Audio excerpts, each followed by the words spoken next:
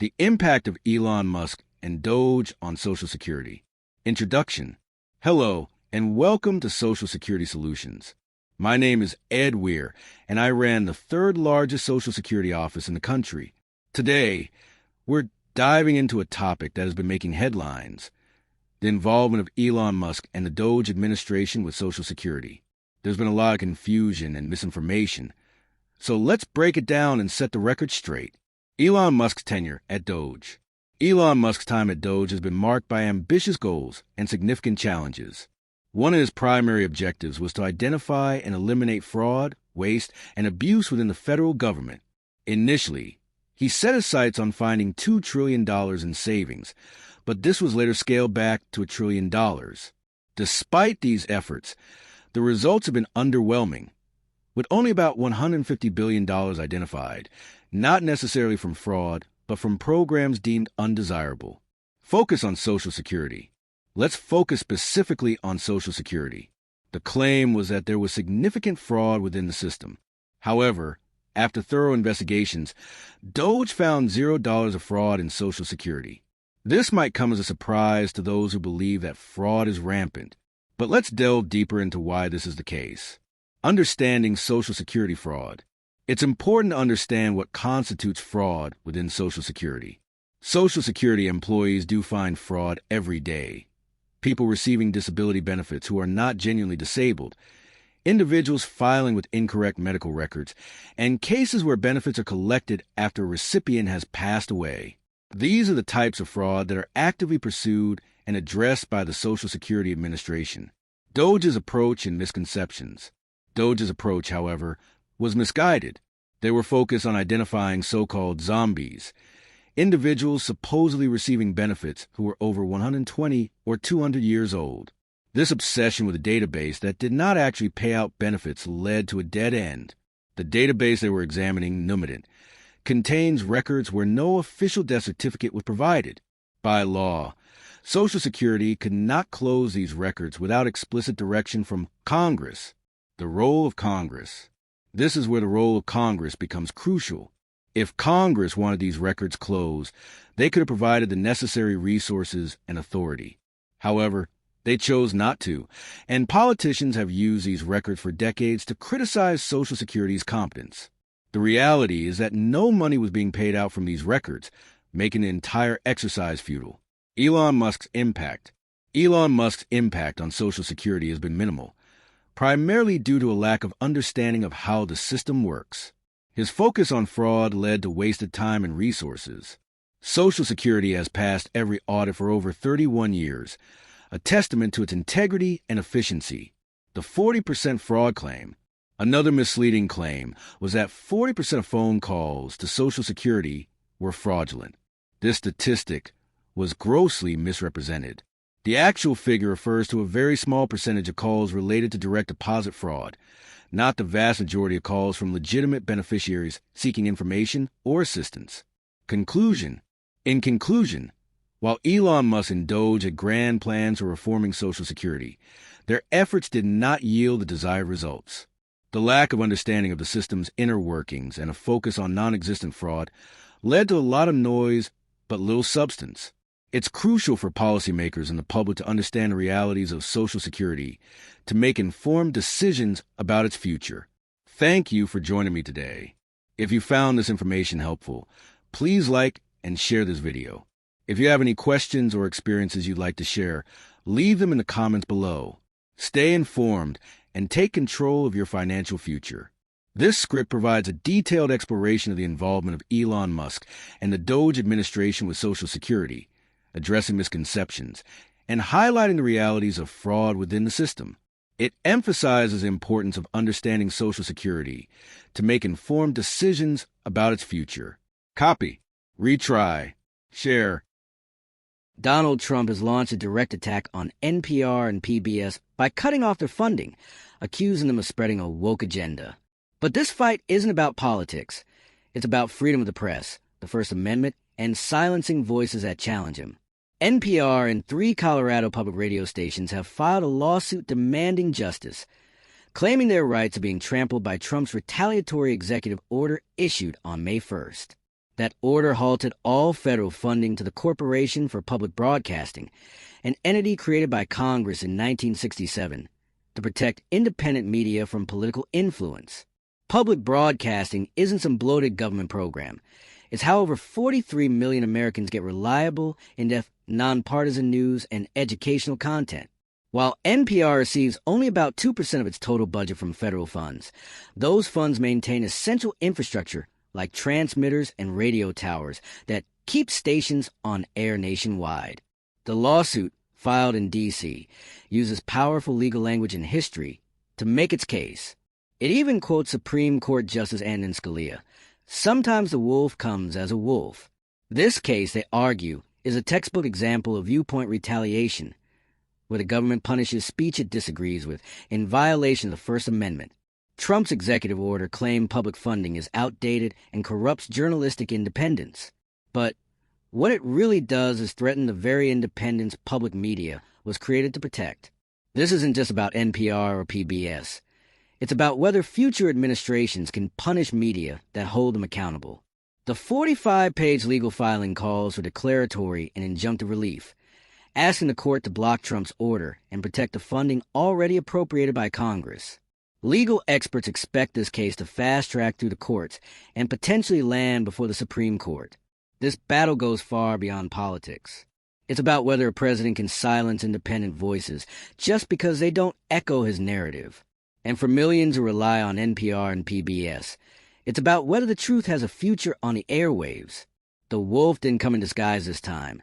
It came straight for the jugular of free, public journalism. In conclusion, the legal battle between NPR, PBS, and the Trump administration is about much more than politics. It's a defining moment for freedom of the press, government overreach, and the survival of independent public media. By attempting to cut off congressionally approved funding through an executive order, Donald Trump has reignited a constitutional crisis. His justification, that these outlets have a woke agenda, isn't just an opinion. It's an open attempt to punish media organizations for reporting that doesn't align with his views. This strikes at the very heart of the First Amendment, which protects free expression from government retaliation. The lawsuit filed by NPR and several public radio stations isn't just a defense of financial support. It's a powerful stand against political bullying. It asserts the rights of journalists, broadcasters, and the millions of Americans who depend on public media for accurate, unbiased information. When a president attempts to silence independent voices by choking off resources, it sets a dangerous precedent, one where truth is vulnerable and power can rewrite the rules. By invoking legal precedents, from Justice Scalia's warning about wolves to historical Supreme Court rulings, the plaintiffs are clearly framing this case as a major constitutional test. The court's decision won't just impact NPR or PBS. It will echo across every newsroom in America. Will the judicial system protect institutions built to serve the public, or allow political agendas to erode their foundation? Public broadcasting has served Americans for decades, educating, informing, and elevating voices from every corner of society. Cutting off its lifeline over political disagreement threatens the democratic values the nation was built upon. This isn't just a fight about radio waves. It's a battle for truth, independence, and the right to speak freely without fear of government retribution. The outcome will shape not only the media landscape, but the very future of democratic discourse in America. Big news has just dropped in Washington, and it's creating a wave of reactions across the country. Former President Donald Trump is making headlines again with a massive economic move, an unexpected return to the White House paired with a groundbreaking $2.4 billion stimulus package. Starting January 24th, 2025, eligible Americans will see direct payments of $2,950 land in their bank accounts. This move isn't just another government payout. It's a strategic economic reboot being called the American Economic Revival Act, with a focus on helping everyday people, especially the so-called forgotten middle class. It aims to give the economy a real push at the start of the year, right after the usual post-holiday slowdown. Let's talk eligibility. If you're a single filer earning up to $95,000 a year or a joint filer making up to $190,000, you're in for full amount. What's different this time is a gradual phase-out structure, meaning even people earning above these limits may get partial payments instead of nothing at all. This approach is already fueling debates on Wall Street and in Washington. The funding will come from revised corporate taxes and cuts to programs deemed wasteful by the Trump administration. Critics worry about national debt, but the administration insists the plan will pay for itself through increased economic activity and resulting tax revenue. The timing is no coincidence. Dropping just after the holidays, this stimulus is meant to jumpstart consumer spending when it typically lags. Thanks to a new digital payment system built with the help of major banks, most Americans won't need to do anything. If your latest tax info is with the IRS, you'll receive the money automatically. International markets are closely watching how this influx of money could affect the dollar and global trade. Some analysts predict it will fuel consumer confidence, which could send ripples across various industries and even other countries' economies.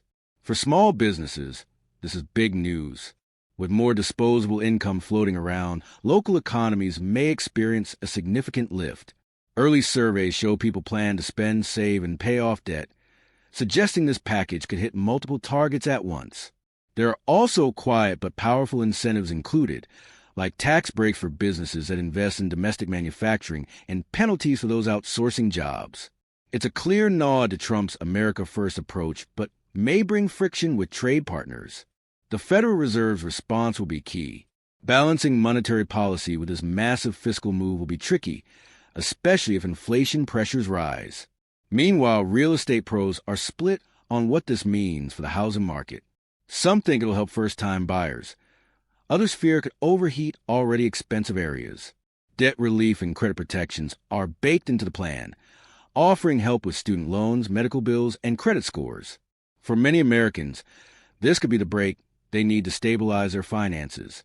State and local governments are also getting attention, with parts of the package supporting community-level development. Some states are already planning to launch complementary programs to amplify the effect. Tech companies and online retailers are gearing up for a boost. Many are already announcing targeted discounts to help people stretch their stimulus dollars even further. And while the focus is mainly economic, there are also elements aimed at green energy and sustainable growth. Job creation is another major part of this. The administration predicts significant growth, especially in manufacturing, construction, and services. Sectors like healthcare and education could see a ripple effect too, with people more likely to spend on things like elective procedures or online courses. Financial advisors are already talking to clients about what to do with the money, save, invest, or spend. And charitable organizations are watching closely too, hoping Americans might donate more if they feel financially secure. Politically, this package could be a game changer. It might influence public opinion and shape the narrative heading into the next election cycle. Everyone's watching to see how it plays out and whether it sets a new standard for future government interventions. The IRS has ramped up its security and delivery systems, promising fast, fraud-free payments. A new mobile app and website will let people track their payments and eligibility in real time. Internationally, this move could trigger a wave of similar actions in other countries, as leaders monitor the U.S. example. Ultimately, this stimulus could become a model for how future crises are handled, or remain a one-time bold move. Either way, it's a massive shift with deep implications for the economy, politics, and everyday Americans.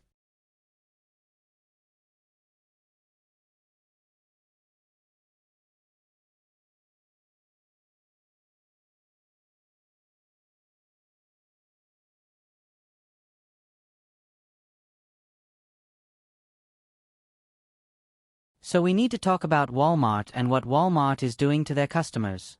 Walmart loves their customers, they say, but according to multiple employees, Walmart is raising their prices by 20, 30, even 40% on things that should not be going up in price. It's ridiculous, and I want to show you what's going on.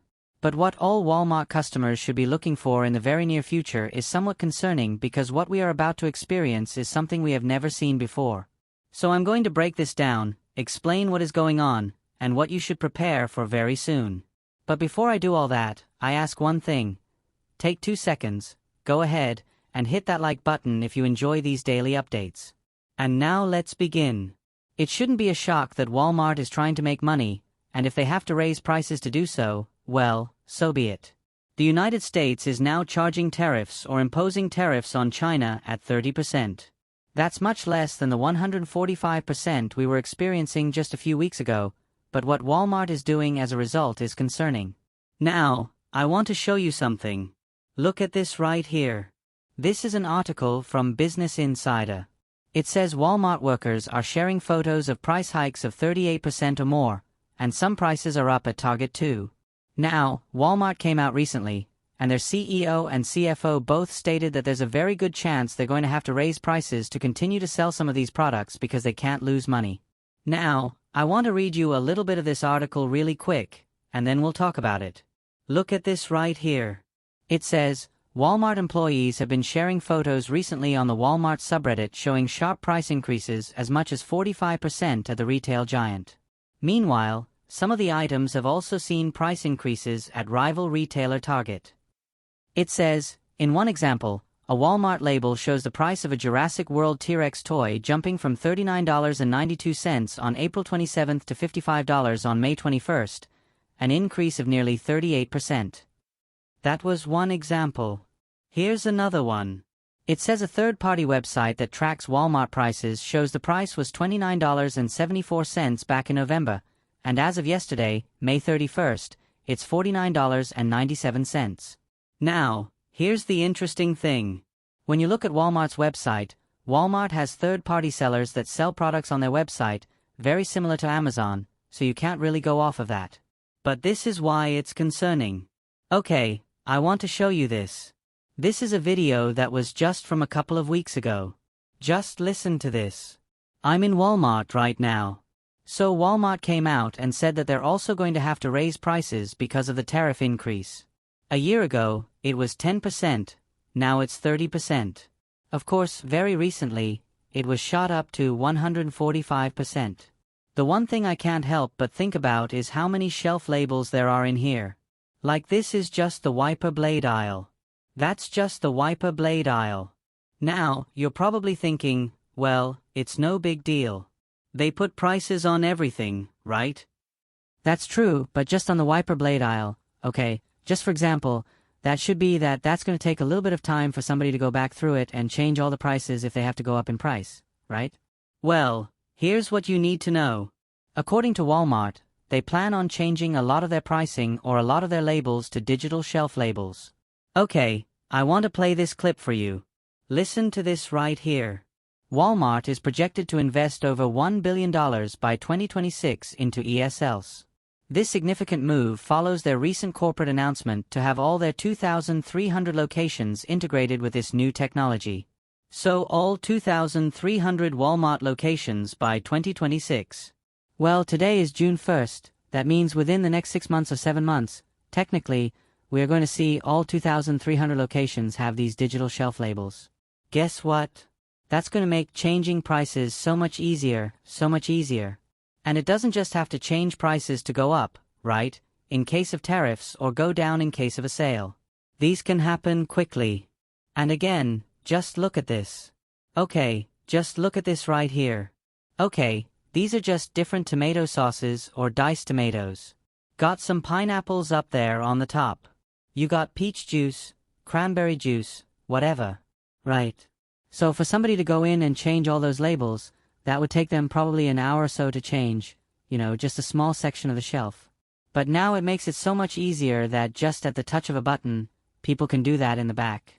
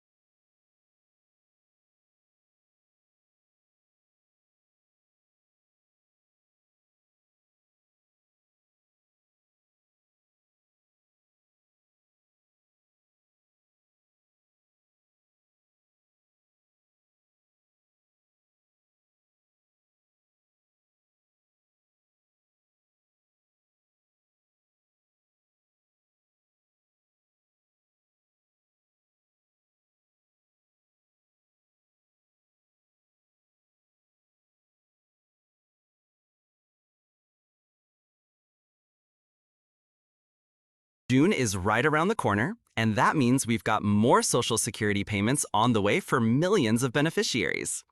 In today's update, we're going to go over the full payment schedule for June so you'll know exactly when your check is coming, no matter what kind of Social Security benefits you receive. That includes SSI, SSDI, and retirement benefits. Now, before we get into the dates and details, if you're interested in a little extra cash, maybe even up to $200, check the pinned comment below. There's a link to sign up for Robinhood. It's completely free to open an account, and once you link your bank account, you'll get a free stock. That stock can be worth anywhere from a few dollars up to $200. If you'd rather just have the cash, you can sell that stock immediately and transfer the funds back to your bank. Super easy, no deposit required. All right, let's talk Social Security. The new month is starting next week, and with that, a fresh round of payments is on the way. As always, your payment date depends on the type of benefit you receive and, in some cases, when your birthday falls. Let's go ahead and break it down. First up, if you've been receiving Social Security retirement benefits since before May 1997, or if you get both Social Security and SSI, then your retirement check is going to land on Tuesday, June 3rd. Then, starting with the second Wednesday of the month, the rest of the payments roll out based on your birthday. So, if your birthday falls between the 1st and 10th of any month, your payment will be sent on Wednesday, June 11th. If your birthday falls between the 11th and 20th, your check will arrive on the third Wednesday of the month, which is June 18th. And if you were born between the 21st and 31st of any month, your payment will be sent on the fourth Wednesday, June 25th. Now, for everyone receiving SSI benefits, here's something important. You're not getting a regular payment in June. That's because June 1st falls on a Sunday. Anytime the first of the month lands on a weekend or a holiday, the SSI check is sent out early. So for this cycle, you'll actually be getting your June SSI payment on Friday, May 30th. That's right, you're getting it a couple of days early. No need to worry if nothing shows up on June 1st, because your money will already be in your account before the new month even starts. This isn't the first time this year this has happened, and it won't be the last.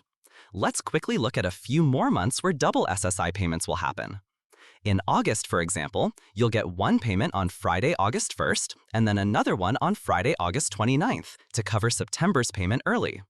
Same thing in October. You'll receive a check on October 1st, and then again on October 31st, because November 1st falls on a Saturday. And in December, you'll also get two payments, one on December 1st and another on December 31st to cover January 1st, which is a federal holiday. Now, if for any reason your check doesn't arrive on the date you're expecting, don't panic. The Social Security Administration advises that you wait 3 full business days before contacting them. Weekends and holidays don't count, so just be sure to give it a little time. Switching gears for a moment, there's been a lot of chatter recently about the new Social Security Commissioner, Frank Bisignano. And what's making headlines is that apparently he didn't even know what the job was when he was first offered it. Yes, seriously. According to ABC News, Bisignano, who was a former Wall Street executive, told Social Security staff in a recent meeting that when he got the call to consider the position, he had to Google it. He wasn't even actively looking for a job in government at the time. He said, and I quote, "I get a phone call, and it's about Social Security, and I swear I'm not looking for a job." Then he said, "I'm Googling Social Security, one of my great skills. I'm one of the great Googlers on the East Coast."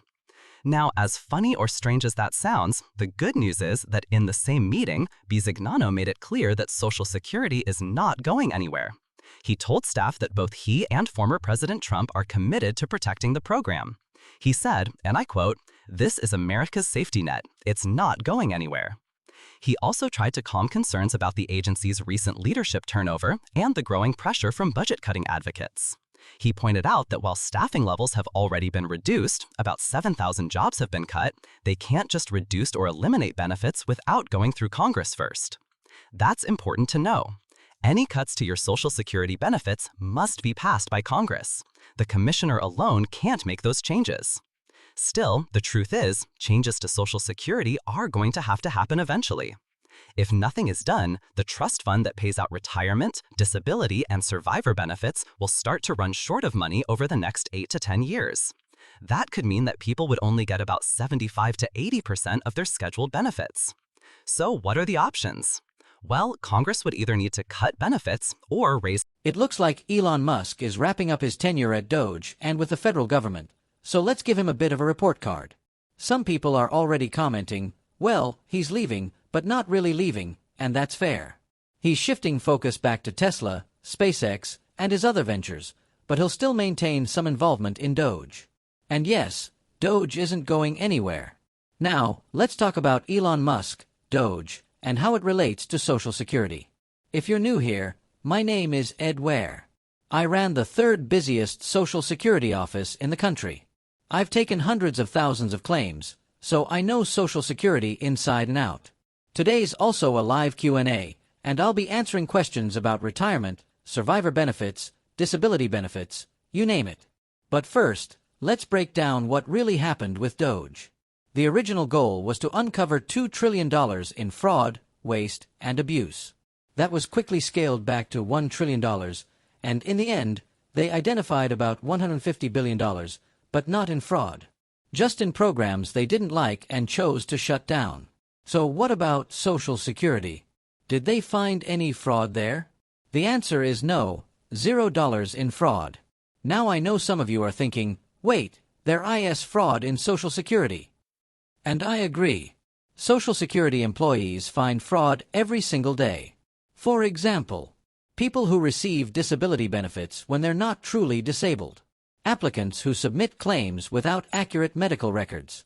Cases where someone keeps receiving benefits after a loved one has passed. These cases are caught and closed down. Social Security does regular checks, called CDRs, and uses multiple fraud detection systems. So yes, there is fraud, but Doge didn't uncover any of it. Why? Because they were looking in all the wrong places.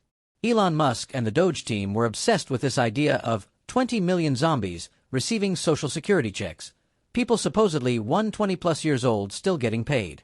But here's the problem. They were looking at the Numidant database. That's not the database that actually pays money. The MBR, the Master Beneficiary Record, is the one that disperses payments. The Numidant holds records that often lack official death certificates. Legally, Social Security can't close those records without that certificate. But no money comes out of that database. So even if 20 million records look suspicious, it doesn't matter. No payments were being made from it. If Congress wanted to close out those records, they could have authorized it. They never did. Why? Because some politicians liked being able to say, Social Security is broken, as a political talking point. And when Doge finally announced they closed out those zombie records, there were no dollar figures attached. Why? Because again, no payments were ever going out to them. If these 20 million supposed recipients were getting $1,900 per month, that would be $4.5 trillion over 10 years. But where is that $4.5 trillion? Answer, it never existed. So when Elon Musk came out calling Social Security a Ponzi scheme and the greatest fraud in history, he completely missed the mark. Social Security has passed every audit for over 30 years. Compare that to the Department of Defense, which has failed audits repeatedly. Only the U.S. Marine Corps passed a recent audit. Kudos to them. But SSA, 30+ years of clean audits. Doge also claimed that 40% of Social Security calls were fraud attempts.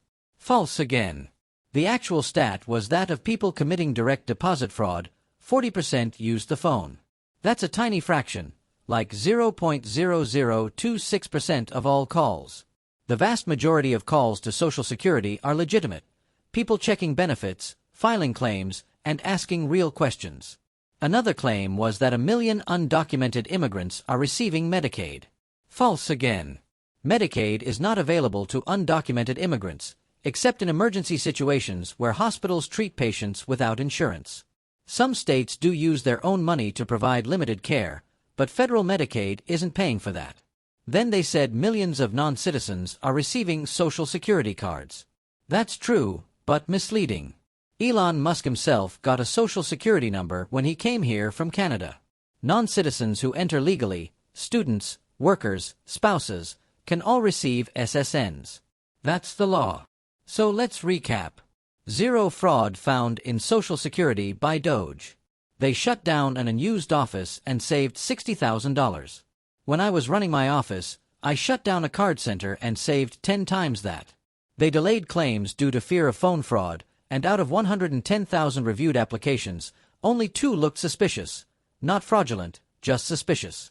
If Elon Musk and Doge truly wanted to help root out fraud in Social Security, they would have worked with the people on the inside, SSA employees, who do this work daily. Fraud does exist, but it's more mundane. It's people working while receiving disability. It's people exceeding income limits on early retirement. It's the kind of fraud SSA employees already fight. But if you fire those employees, if you gut the agency, then no one is left to catch the fraud. You actually make it easier for fraud to happen. So yes, fraud, waste, and abuse do exist. But Doge missed every opportunity to work with the people who actually fight it. Instead, they went chasing headlines. Let's move on to your questions.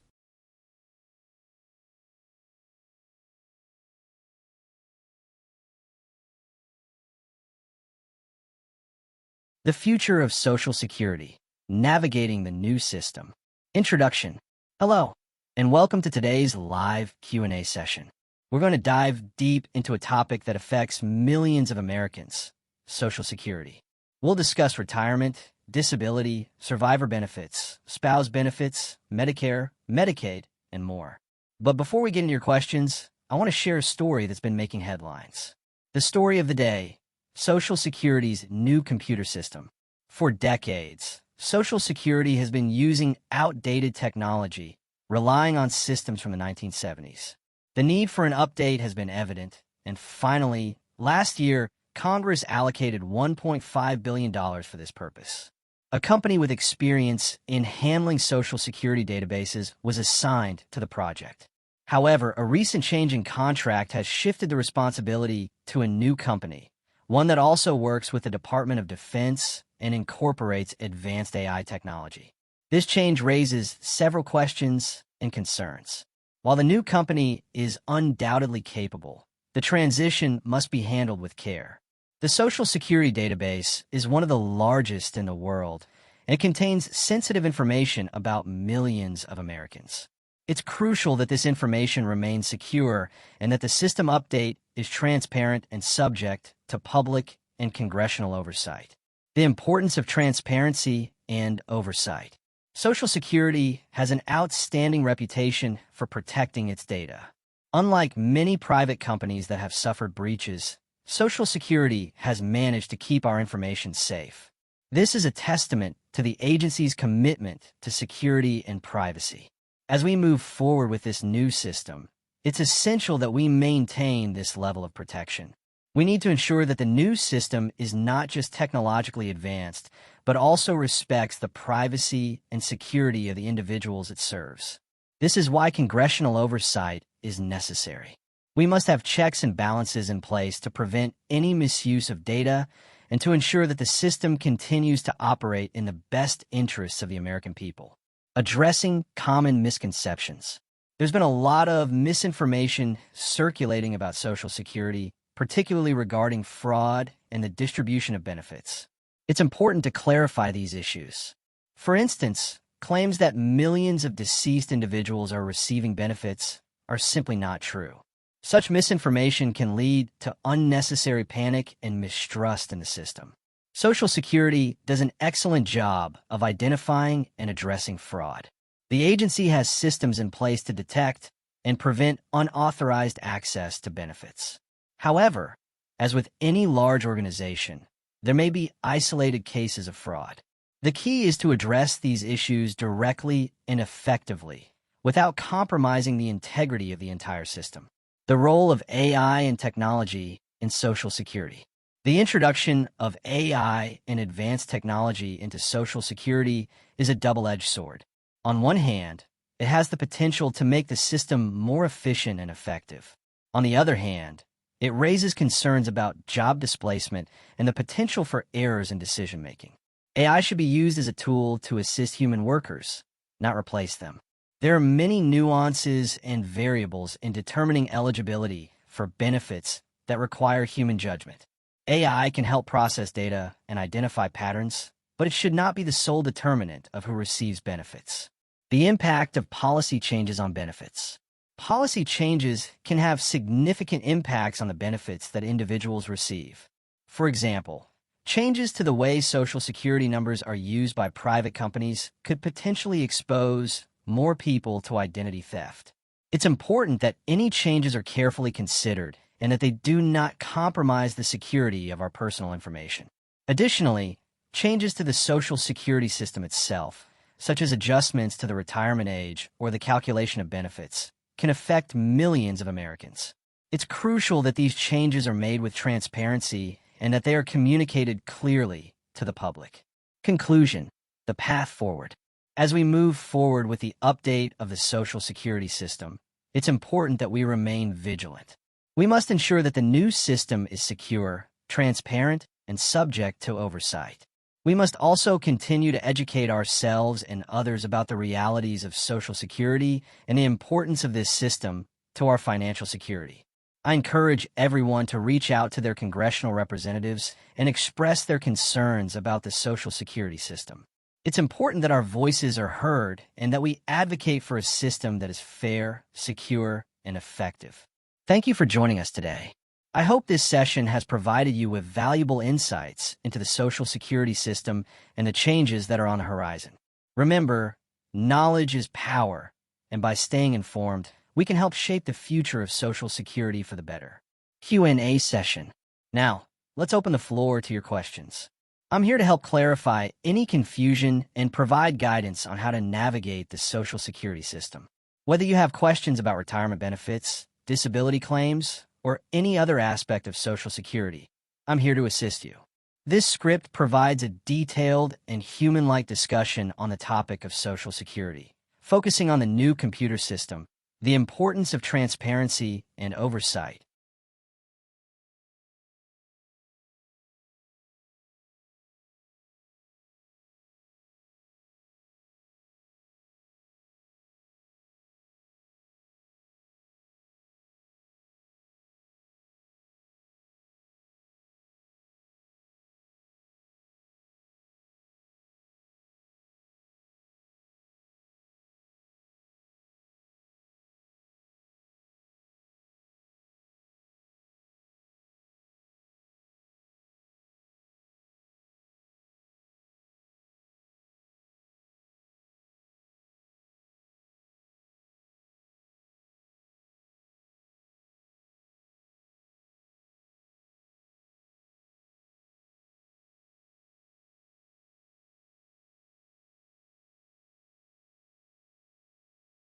Hey there, and welcome back. As we head into June, we're officially at the halfway mark of the year. Longer days, warmer weather, and yes, another round of Social Security payments just around the corner. Whether you receive retirement benefits, disability, survivor benefits, spousal support, SSI, or VA assistance, it's important to know when your money is coming and what might be changing this month. Why does this matter? Because June 2025 isn't just about the usual payment schedule. There are also new rules, staffing shortages, and policy updates that may affect how and when your benefits arrive.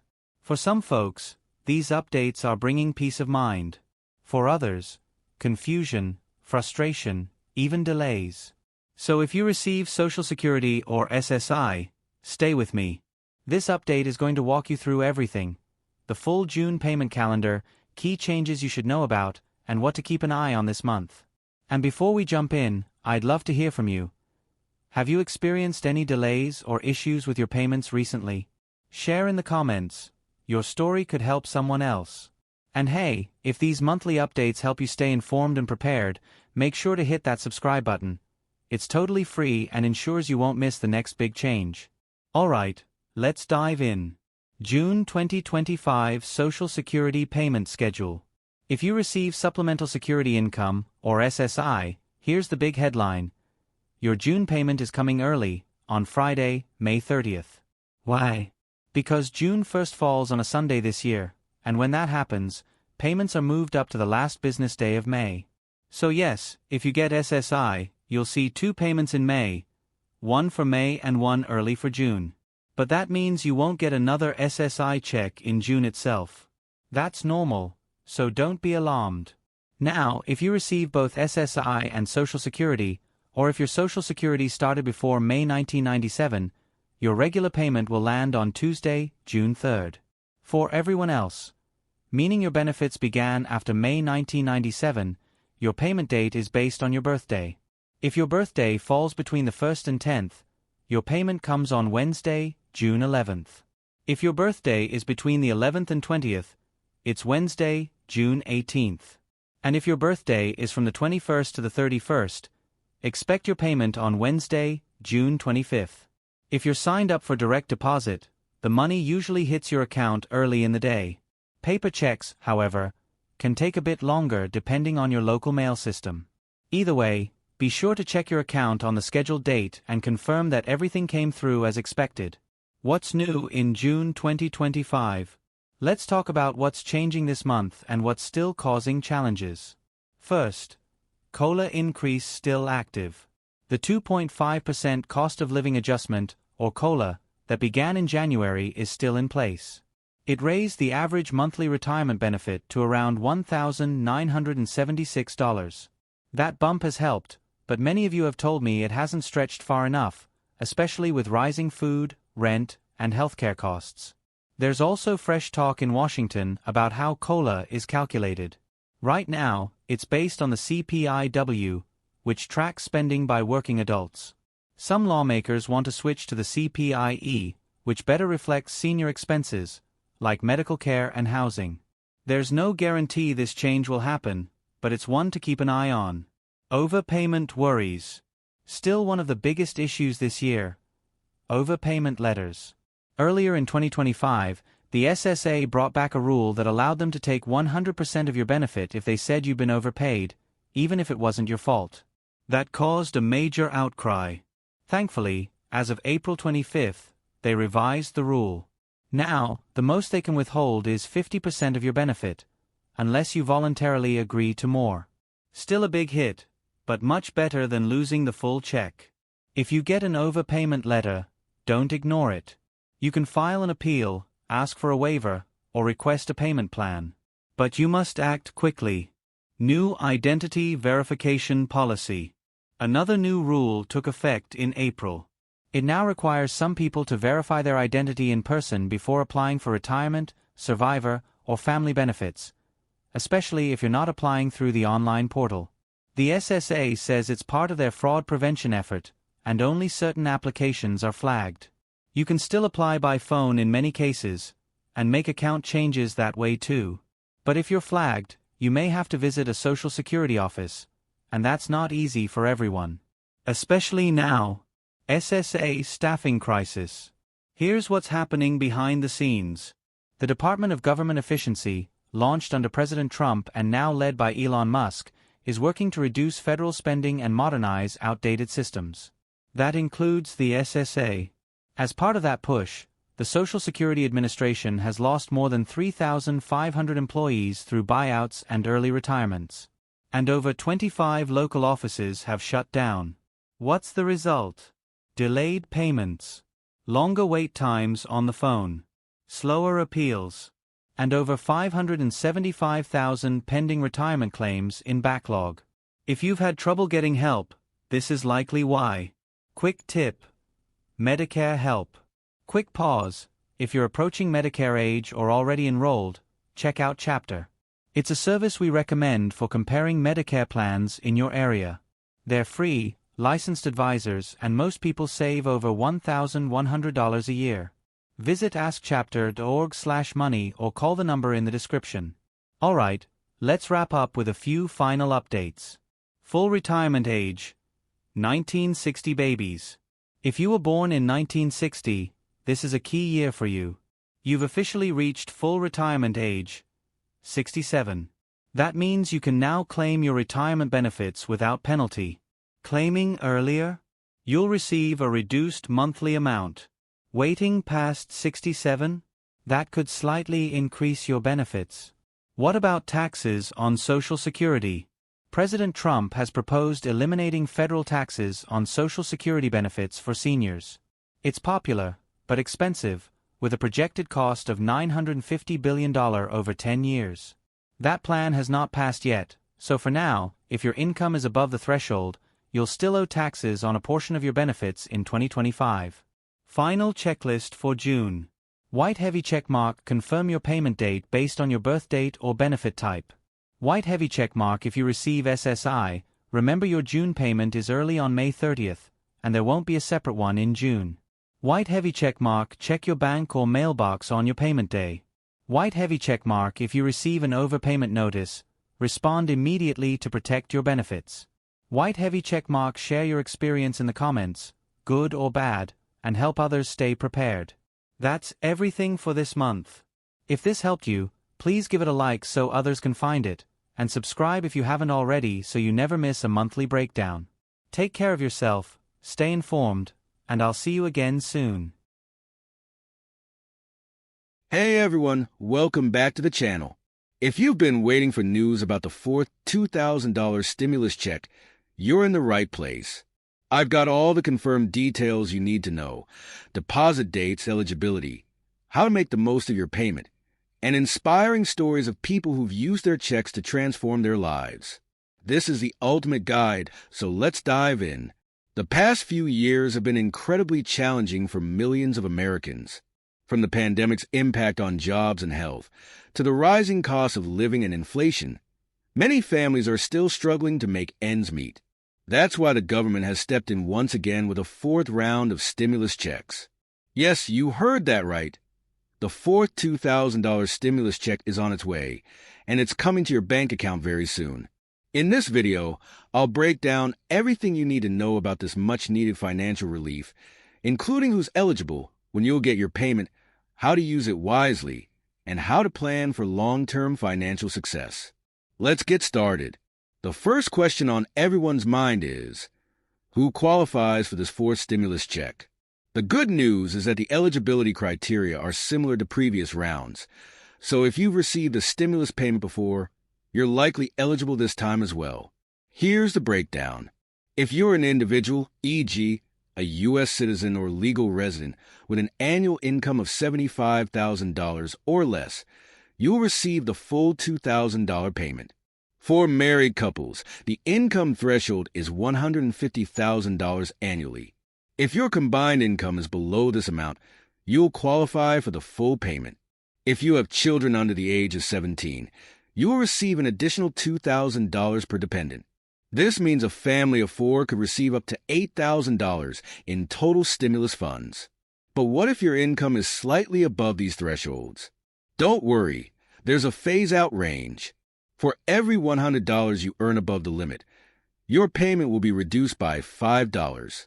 This means you could still receive a partial payment even if your income is a bit higher than the threshold.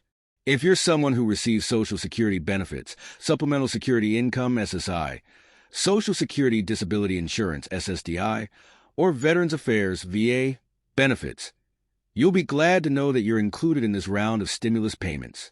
In fact, the government is prioritizing these groups to ensure they receive their payments as quickly as possible. If you receive your benefits on a set date each month, like the 3rd, you might even see your stimulus check arrive a little earlier than expected.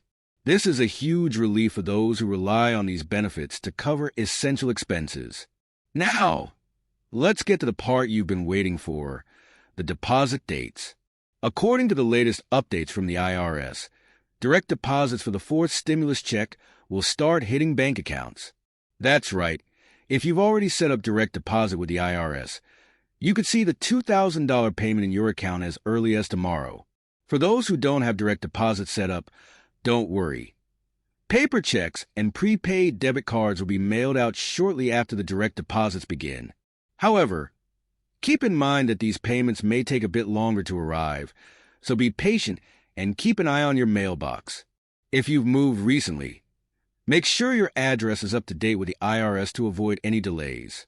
If you're eligible but don't see your payment right away, don't panic. Delays can happen, especially with such a large number of payments being processed. Here's what you can do to track your payment and resolve any issues. 1. Use the IRS Get My Payment tool. This online tool allows you to check the status of your stimulus payment. All you need is your Social Security number, date of birth, and mailing address. Simply log on to the IRS website, enter your information, and you'll see exactly where your payment is in the process. 2. If the tool shows that your payment has been issued but you haven't received it, there may be an issue with your banking information or address. Make sure your details are up to date with the IRS to avoid further delays. 3. Payments are being distributed in waves, so not everyone will receive their check at the same time. If you're eligible, rest assured that your payment is on the way. Now that we've covered the basics, let's talk about how to make the most of your $2,000 stimulus check. This payment is more than just a financial boost. It's an opportunity to take control of your finances and make decisions that can positively impact your life. Here are some smart tips and strategies. 1. Before you start spending your stimulus check, it's important to have a plan. One of the best ways to manage your money is by using the 50-30-20 rule. Here's how it works. Allocate 50% of your stimulus check, $1,000, to cover essential expenses like rent, utilities, groceries, and transportation. These are the things you absolutely need to survive, so make sure they're taken care of first. Use 30% of your check, $600, for things that improve your quality of life but aren't strictly necessary. This could include dining out, entertainment, or upgrading your phone or laptop. Finally, set aside 20% of your check, $400, for savings or paying down debt. This will help you build a financial cushion for emergencies or reduce the burden of high-interest debt. By following this rule, you can ensure that your stimulus check is used in a balanced and responsible way. 2. If you have credit card debt, personal loans, or other high-interest obligations, using your stimulus check to pay them off can save you a lot of money in the long run. Here's why. High-interest debt can quickly spiral out of control, making it harder to pay off over time. By using your stimulus check to reduce or eliminate this debt, you'll save on interest and free up more money for other expenses. Paying off debt can also improve your credit score, which can help you qualify for better interest rates on loans and credit cards in the future. If you have multiple debts, consider using the debt snowball method, paying off the smallest debt first, or the debt avalanche method, paying off the highest interest debt first. Choose the strategy that works best for you and stick to it. 3. If you don't already have an emergency fund, now is the perfect time to start one. An emergency fund is a savings account specifically set aside for unexpected expenses like car repairs, medical bills, or job loss. Here's how your stimulus check can help. If you're new to saving, aim to set aside at least $500 from your stimulus check. This can cover minor emergencies and give you peace of mind. Ideally, your emergency fund should cover 3 to 6 months' worth of living expenses. While $2,000 might not get you there, it's a great start. Make sure your emergency fund is in a savings account that's easy to access but separate from your everyday spending account. This will help you avoid dipping into it for non-emergencies. 4. If your immediate needs are covered and you're in a stable financial position, consider using your stimulus check to invest in your future. I'm going to give you a few ideas. Contribute to a retirement account like a 401k or IRA. Even a small contribution now can grow significantly over time thanks to compound interest. Use the money to take an online course, earn a certification, or learn a new skill that can boost your career prospects. If you've been thinking about starting a side hustle or small business, your stimulus check could be the seed money you need to get started. 5. While it's important to prioritize needs and savings, there's nothing wrong with using a portion of your stimulus check to treat yourself. After all, you've been through a lot, and a little self-care can go a long way. Here are some ideas. Use the money to make small upgrades to your home, like buying new furniture, fixing a leaky faucet, or adding some decor. Invest in your physical and mental health by joining a gym, buying workout equipment, or scheduling a massage or therapy session. Plan a small getaway or a special outing with family and friends. These experiences can create lasting memories and boost your overall happiness. Sometimes, the best way to learn is by hearing how others have succeeded. You must know a few inspiring stories of people who've used their stimulus checks to make a real difference. Bring it forward. Sarah, a single mom from Ohio, used her $2,000 stimulus check to pay off her credit card debt. But she didn't stop there. She also donated $200 to a local food bank. "I know what it's like to struggle," she said. "If I can help someone else, even a little, it's worth it." Starting a small business. Javier, a college student from Texas, used his stimulus check to start a side hustle selling handmade candles. "I've always loved crafting, but I never had the money to invest in supplies," he explained. "The stimulus check gave me the push I needed to turn my hobby into a business." #C building an emergency fund. Maria and Carlos, a retired couple from Florida, used their combined $4,000 stimulus check to build an emergency fund. "We've been living on a fixed income, and it's been tough," Maria shared. "Having this money set aside gives us peace of mind, knowing we're prepared for the unexpected." While it's tempting to spend your stimulus check right away, thinking long-term can help you maximize its impact. I will tell you some strategies to make your $2,000 go further. 1. A budget is a foundation of good financial planning. Here's how to create one that works for your lifestyle. Use apps like Mint or Enab. You need a budget to monitor where your money is going.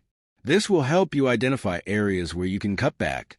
Whether it's saving for a down payment on a house, paying off student loans, or building an emergency fund, having clear goals will keep you motivated. Review your budget regularly and adjust as needed. For example, if you get a raise or bonus, allocate a portion of it to your savings or debt repayment. 2. One of the easiest ways to save is by automating the process. Here's how. Schedule a portion of your paycheck or stimulus check to go directly into a savings account. Even $50 a month can add up over time. Apps like Acorns or Chime round up your purchases to the nearest dollar and invest the difference. It's a painless way to save without even thinking about it. 3. Your greatest asset is yourself. Here are some ways to invest in your personal and professional growth. Use part of your stimulus check to take an online course or attend a workshop. For example, a $200 course in coding or graphic design could lead to a higher-paying job. Invest in your physical and mental well-being by joining a gym, buying healthy groceries, or scheduling regular checkups. Attend industry events or join professional organizations to expand your network and open up new opportunities. Let's address some common questions about the stimulus check and long-term financial planning. 1. What if I didn't file taxes recently? If you didn't file taxes in 2021 or 2022, you can still receive your stimulus check by using the IRS non-filer tool.